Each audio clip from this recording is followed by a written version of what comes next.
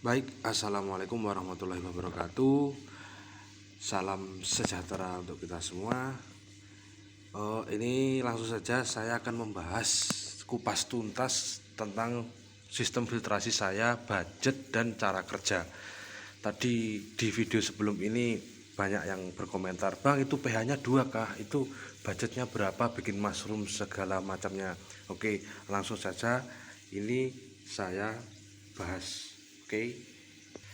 Langsung saja saya akan membahas tentang sistem filtrasi ini ya. Benar, memang di tank ini tidak ada pH sama sekali karena sistemnya gravitasi seperti ini. Jadi air yang di tank akan menyesuaikan. Mereka keduanya akan menyesuaikan. Ketika ini surut, akan diisi dari sini. Bentar ya, ini kan berjalan ya. Ini dari chamber pertama segini nih airnya. Di chamber kedua segini. Coba kalau kita matikan, masih menyala ya. Oke, saya matikan dalam hitungan ketiga. 1, 2, 3. Lihat, dia akan menyesuaikan. Nah, nah, nah, udah, dia berhenti di sini. Dia nggak akan tambah lagi, juga nggak akan berkurang lagi. Di sini pun sama, dia akan sejajar dengan yang sini. Begitu juga dengan yang di tank. Kira-kira segini ya. No, sama no.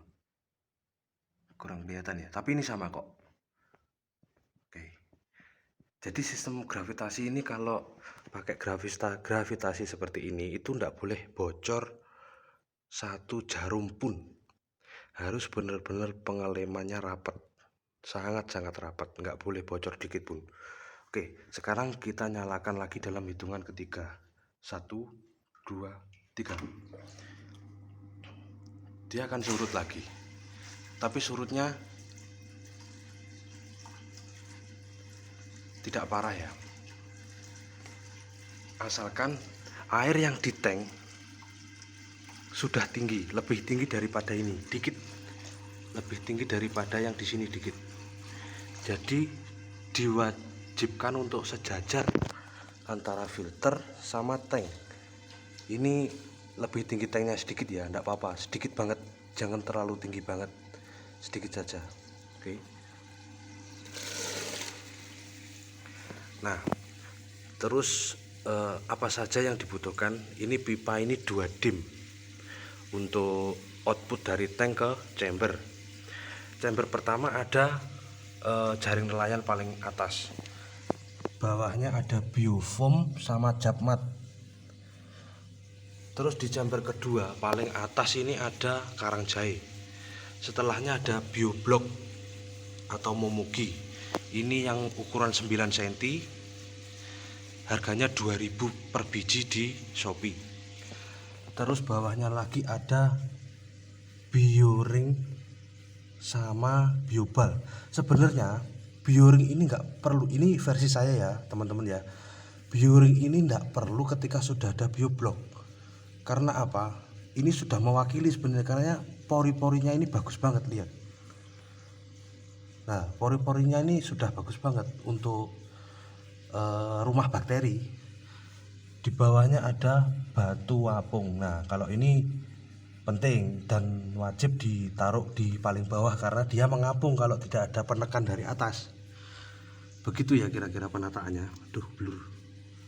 Nah, karang jahe, bioblok, bioring, biobal sama batu apung paling bawah.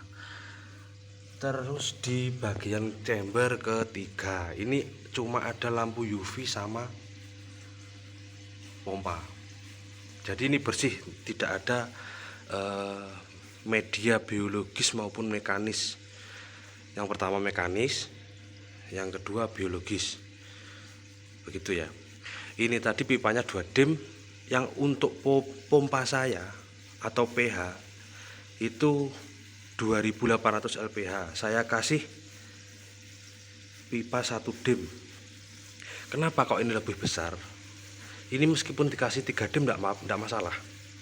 Karena nanti ketika upgrade atau menaikkan LPH-nya, di sini tidak telat, teman, airnya.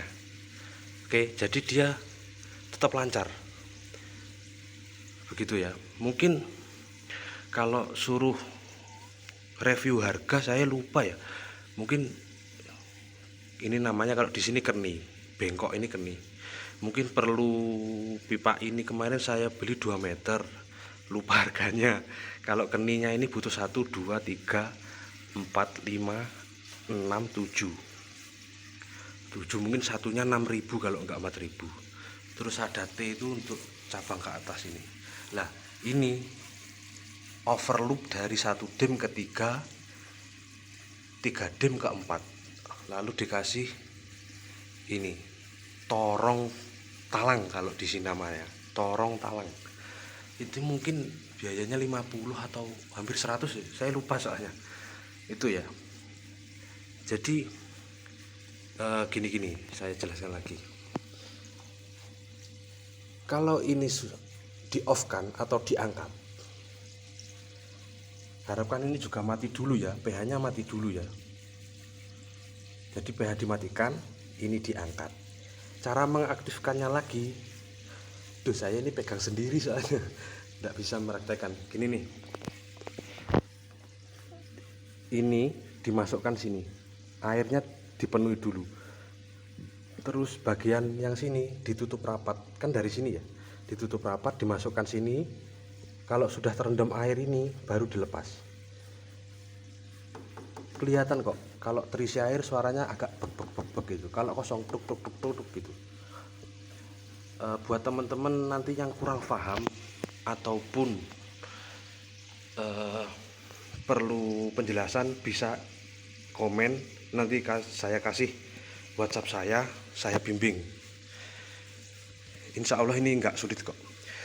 Terus masalah volume chamber saya ini lebarnya 25 cm, ke belakangnya menyesuaikan, tingginya juga menyesuaikan.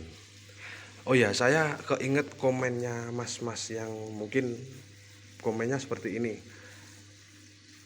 Mushroom tidak mewakili bisanya kotoran di dasar tersedot, karena dorongan mushroom tidak sekuat output filter talang. Oke, saya jelaskan begini. Kita lihat dulu tingginya mas ya. Tinggi tank saya ini kurang lebih cuma 40 atau 50 ya, 40 mungkin, 40, lebarnya 50. Jadi kalau di kamera ini kelihatan, nah ini kotoran-kotoran ini kesini semua nih, begitu ya. Jadi tapi saya mengamati punya teman-teman saya juga, itu tingginya 70, pakai mushroom, dia sedang proses grooming seperti saya, itu nggak pernah butek mas. Juga kotorannya juga sering tersapu, bener. Saya juga nggak tahu, karena juga nggak pakai wave maker juga, begitu ya. Mungkin kita juga perlu mematangkan filternya dulu. Sebenarnya ini chamber ini semakin besar semakin bagus, minimal mungkin 30% dari tank ya, begitu. Ini sebenarnya sudah waktunya angkat, bersihkan yang mekanis. Oh iya, saya tambahin untuk cara membersihkan media biologis ini, jangan sampai diangkat semuanya terus disiram pakai air bersih ya, itu salah banget. Kalau memang mau menguras tank secara full, ini diangkat, ditaruh sini, diputar dikit-dikit gitu aja, lalu dikembalikan seperti semula. Karena apa? Bakteri baiknya biar tidak mati. Bakteri baik ini rawan banget untuk mati. Terus untuk probiotik atau untuk bakteri starter saya pakai E4 yang ini, yang warna pink. Ini takarannya cuma cukup 5 tutup itu tadi untuk tank segini ya. Ditambahin dikit juga enggak apa-apa sih. Terus oh ya, pasti bertanya-tanya ya, Mas kok masih butek, Mas kok banyak kotoran. Iya, karena saya ini proses grooming. Satu hari saya kasih makan 12 kali lebih, bahkan ada 3. Bahkan saya pelet itu ada Sugiyama, Saki Karigro sama Mizuho. Itu saya mix jadi satu. Yang kedua ada cacing sutra dan cacing beku, cabek atau cacing darah. Itu. Terus yang ketiga ada bukan pelet. Racikan saya sendiri ya. Ya, komposisinya termasuk ada telur bebek, telur ayam dan sebagainya lah. Begitu. Untuk racikannya pagi, siang, sore. Peletnya terus. Peletnya nggak berhenti-berhenti. Kalau untuk cabeknya atau cacing sutranya sama dengan yang racikan tadi. Kalau pagi sampai sore ini bening banget. Tapi kalau malam seperti ini. Makanya saya setiap sore itu pasti water change 50% lebih. Kuat. Kenapa kok setiap hari water change? Sebenarnya filter ini kuat. Tapi saya kembali lagi. Kalau saya masih grooming itu apa sih? Ya, saya jelasin. Grooming itu untuk nge-push body. Jadi biar dulu ini kurus-kurus banget. Ryukin ini dulu aja orang pada nggak mau, sekarang pada nawar. Gitu ya. Saya bantu water change setiap sore, setiap hari. Bukan 3 hari sekali lagi, tapi setiap hari. Karena saya kasihan juga filternya nanti terlalu cepat nguras ngangkat capek. Mending saya water change sini. Nggak apa-apa karena kualitas air di tempat saya alhamdulillah bagus. Dan ikan-ikan ini juga sudah terlatih tanpa heater dari awal ya. Tanpa heater. Tapi kalau UV wajib untuk menghilangkan seperti alga hijau yang kadang kan ada tanknya orang yang warnanya airnya hijau itu. Mungkin kalau pakai UV sembuh insya Allah. Nggak bisa janji tapi kebanyakan teman-teman prakteknya seperti itu. Ini nggak perlu water change lagi, besok pagi sudah celing lagi. Dan alhamdulillah filter saya juga sudah matang, sudah aktif bakterinya.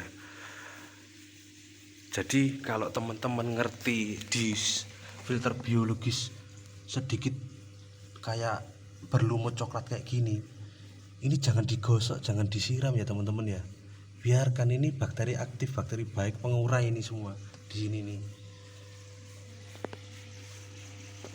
Terus teman-teman kalau mau niru ini, bikin chamber seperti ini, sekatnya antara untuk masuknya air jangan terlalu mepet ya. Mungkin ini 1 jempol orang dewasa lebih dikit. Mungkin antara berapa senti ya. Ini antara 1 in lebih dikit nih, dilebihin dikit enggak apa-apa. Supaya apa? Lancar, airnya lancar. Kebiasaan kan kadang ada yang beli tank terus filternya di belakang kan kecil. Nah kalau dikasih pH 4000 biasanya airnya kan telat. Kalau ini enggak, ini loss ini airnya. So ya mungkin kupas tuntas malam ini cukup, mau istirahat besok kerja. Dan untuk teman-teman yang kurang paham juga bisa komentar atau mungkin saya ada salah dalam penanganan ini atau penjelasan ini, tolong juga di komen, dijelaskan. Dan jangan lupa bantuan share dan subscribe-nya biar saya tambah semangat lagi bikin videonya. Oke, nanti juga ada saya mau bikin video penanganan ikan ketika tiba-tiba kan ada ekornya yang kropos, yang terus ada bintik-bintik merah. Itu nanti saya akan bikinkan video tanpa ribet, yang mungkin obatnya juga sangat amat murah sekali pol, dan penanganannya tidak ribet. Oke, terima kasih atas dukungannya, sudah menyempatkan nonton video ini. jangan lupa semangat karena buncit itu sangat kesayangan. Terima kasih. Wassalamualaikum warahmatullahi wabarakatuh.